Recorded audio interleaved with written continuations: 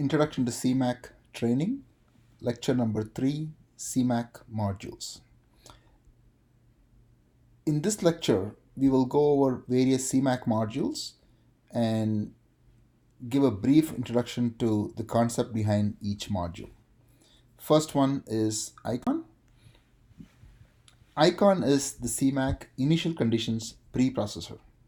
What ICON does is generate a gridded binary netcdf file of the chemical conditions in the modeling domain for the first hour of a simulation. It generates initial conditions from one of two options. It can use either a text-based vertical profile, which is compiled by the US EPA from climatological averages for the US, or it can generate ICs from netcdf-based CTM output. Additional features of ICON: it can do specific grid windowing, that is, go from a larger domain to a smaller domain, which is contained within the larger domain. It can do default as well as custom mechanism conversion and creates a netcdf-based IC output file. Here's an example of a text-based input file that ICON uses. The vertical coordinate of the model to generate these initial conditions is the terrain following sigma coordinate, and the number of sigma layers and defined sigma levels are listed below. So what you have here is an example text-based input file which says there are 6 layers in the model with 55 species, and the sigma levels of these 6 layers go from 1 at the surface to 0 at the top. Then there's a timestamp which is given in Julian format, which is an internal integer-based tracking of dates within the modeling systems. Most atmospheric models use this. So in this case, this is the 1988 year. 180 refers to the 180th day of the year 1988, and 0 is the start hour. Then you have a series of records for each pollutant for which initial conditions are provided. So here is SO2, sulfuric acid, NO2, NO, ozone. So if you look at ozone row, for example, at the surface layer, we give an initial condition of 0.035 ppm or 35 parts per billion. And then as you go aloft into the atmosphere, you have values of 0.070 ppm or 70 parts per billion at the top of the model. So these are the initial conditions provided to the model, and ICON takes these fixed values and interpolates them to the model gridded 3D structure. The next module is Beacon. Beacon is CMAQ's boundary conditions preprocessor. It can generate BCs also from text-based vertical profiles like we saw with ICON, as well as from a netcdf-based CTM output. Beacon can be used to create either static or time-dependent boundary conditions. It also has grid windowing capabilities and the ability to do default or custom mechanism conversion, and it creates a netcdf-based BC output file. An example text-based input file that Beacon uses, it's very similar to what you saw with ICON. Here you have the number of layers, number of species, sigma levels 1 to 0, date, but a new field here is the direction. So in this case, what you're seeing on the screen is the north edge based boundary condition from the text-based file. So what the Beacon processor does is, along the northern edges of the domain, it uses these values. So further down, you have similar values for east, west, and south as well. The next module is LNOx. LNOx is the CMAQ's lightning NOx emissions preprocessor. There are 3 options for simulating the air quality impacts of lightning NOx emissions in CMAQ. The first one is where the input file of LNOx emissions are calculated offline. So here the onus is on the user to prepare the LNOx emissions for their domain from whatever techniques, approaches they may have, and provide that as a specific input into CMAQ. The second is where LNOx is computed inline during the model simulation using lightning flash counts from the convective precipitation field in the input meteorology. The third option is to compute LNOx inline using a combination of both observed flash counts and simulated convective precipitation. So we have a preprocessor for LNOx, and this preprocess used to prepare a Lightning Knox parameters input file for simulation that use option 3. The next module is MSIP. MSIP is the CMAQ's meteorology preprocessor.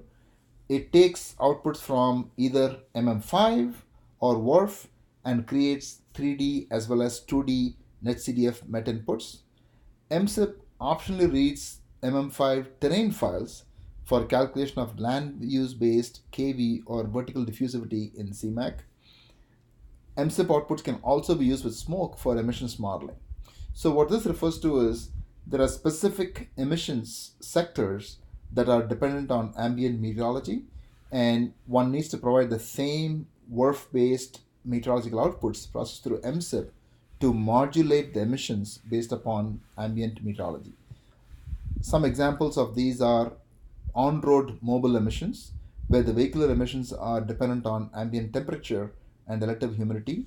Other examples are point source emissions from large stacks which go through atmospheric plume rise, and one needs to know the ambient meteorological conditions to compute plume rise. Another example is biogenic emissions, where plants emit certain VOCs, and these emissions are a function of ambient temperature as well. The next module, which is the most important module in CMAQ, is the CCTM, or the CMAQ chemistry transport model. So we talked earlier about how the CMAQ's CCTM is an Eulerian air quality model, which is grid-based with fixed spatial coordinates. The config options for the CCTM science modules are determined during compilation phase. And then while the model is running or being executed, you can have dynamic allocation of the horizontal grid and the vertical layer structure. So what these two bullets otherwise say is that while compiling, one decides on the various science options that the model needs to be using. And once you've configured a model for a specific science option, it can be used for any modeling domain in different parts of the world with different horizontal grid structure and different vertical grid structure. But what is frozen is the science option. The basic outputs for CMAQ include the hourly concentrations for the gaseous and aerosol pollutants, wet and dry deposition fluxes, and visibility metrics. Optionally, one can get various other supplementary outputs. These include inline emissions diagnostic files, land use deposition files, and process analysis outputs. The various science process modules in CMAQ are listed on this slide. The words in capital are keywords within the science process module to identify each module, and each module is explained with a brief synopsis of what it does. For example, driver is the science module which controls the model data flows between various other modules. Init is used to initialize the time step. Grid is for modeling grid configuration. CPL is used to do both unit conversion as well as coupling of concentrations between different modules. HADV refers to horizontal advection. VADV refers to horizontal or vertical advection. HDiff refers to horizontal diffusion. VDiff is vertical diffusion and deposition. DepV refers to deposition velocity calculations. MS refers to inline anthropogenic emissions, and BIOG is inline biogenic emissions. Continuing further, plume rise or PLMRS is inline point source plume rise. CGRDS is chemistry species configuration.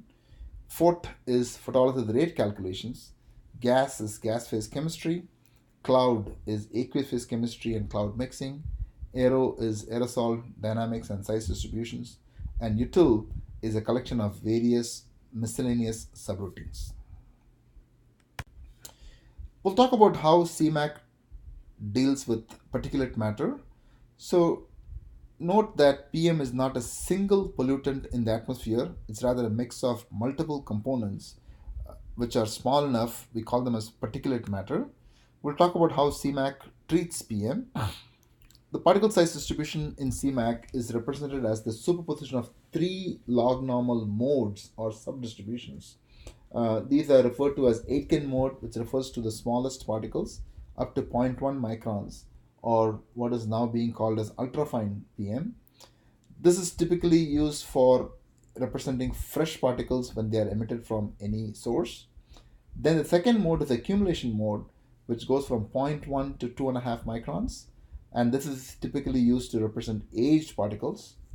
The third mode is coarse mode, which is PM of size between 2.5 to 10 microns.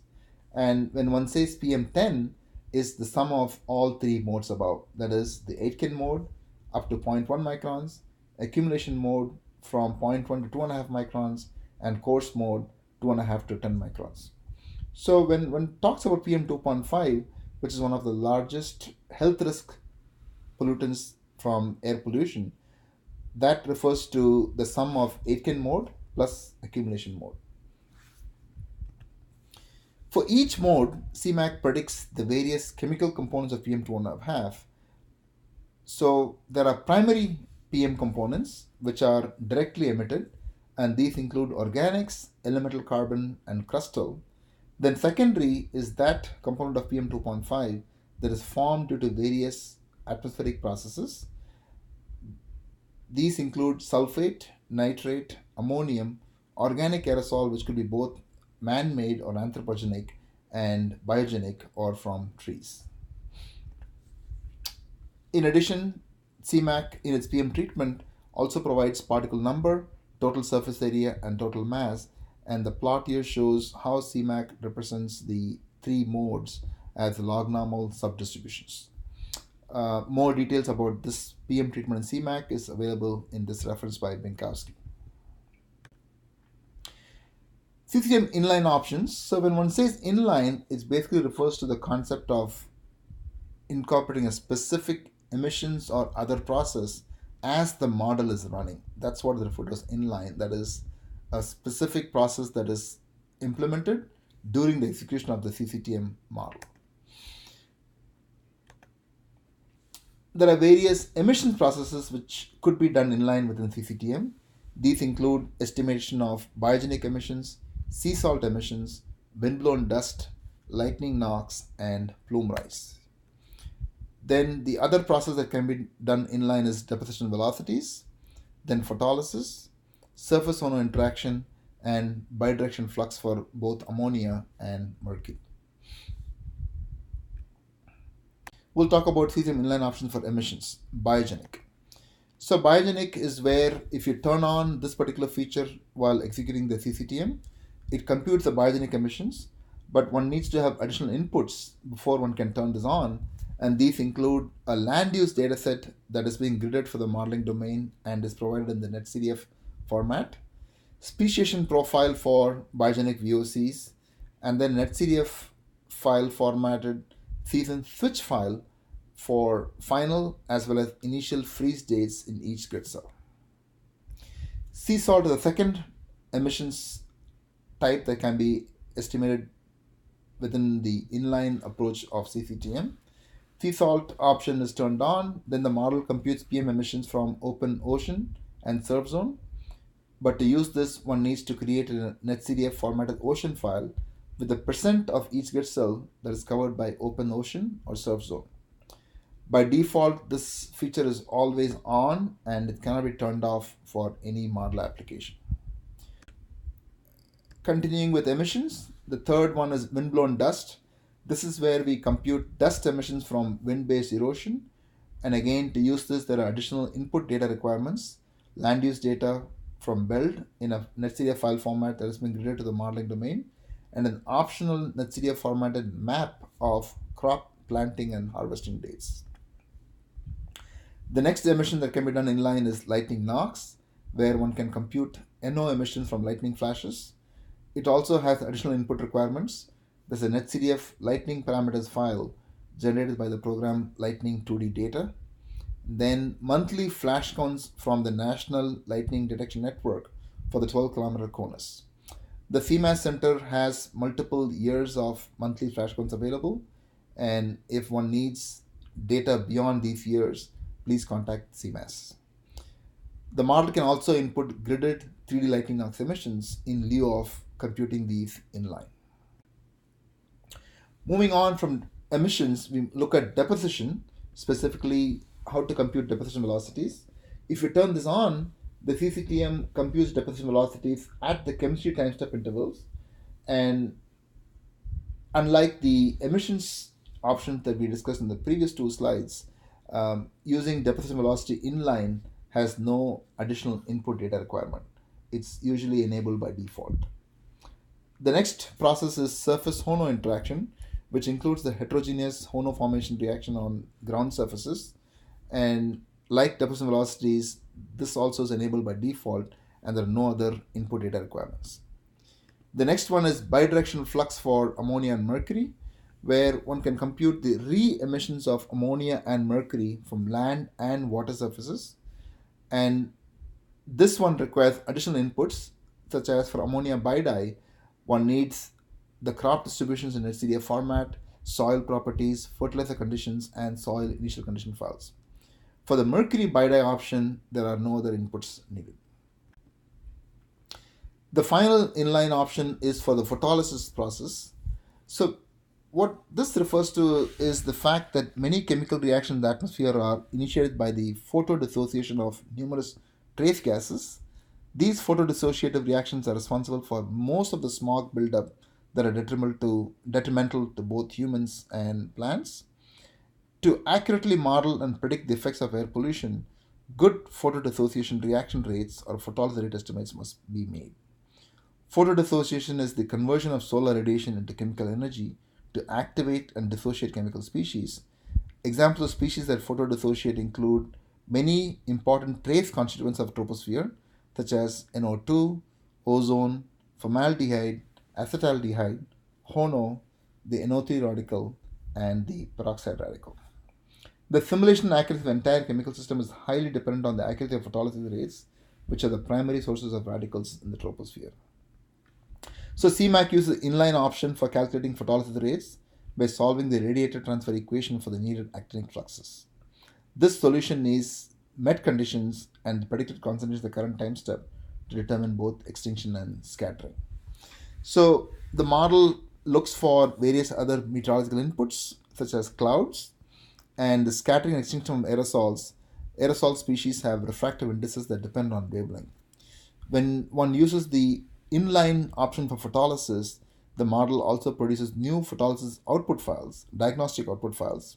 Several variables have been added here that describe the optical properties of aerosols and clouds and their radiative effects.